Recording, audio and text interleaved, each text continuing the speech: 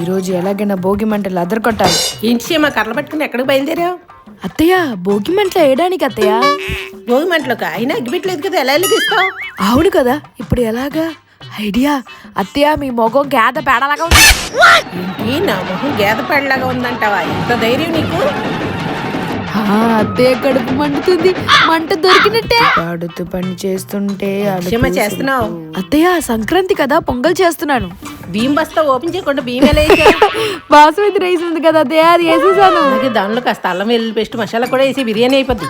ఏంటత్తయ్య అలా అంటారు? మట్టితో బొమ్మలు భలే చేస్తున్నారు కదా సీమ. ఇవన్నీ చిన్నప్పుడు నేను చాలా చేశాను అత్తయ్య.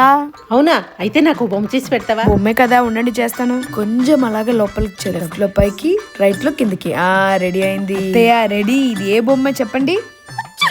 ఏమిటి ఇది బొమ్మ? కొంప తీసి నాగబొమ్మ పడిగిప్పిందంటావా ఏంటి?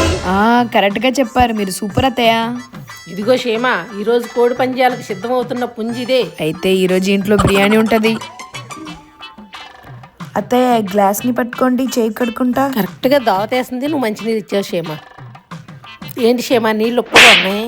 అయ్యో అత్తయ్య తాగేసారా? అది గోమూత్రం. గోమూత్రం అవే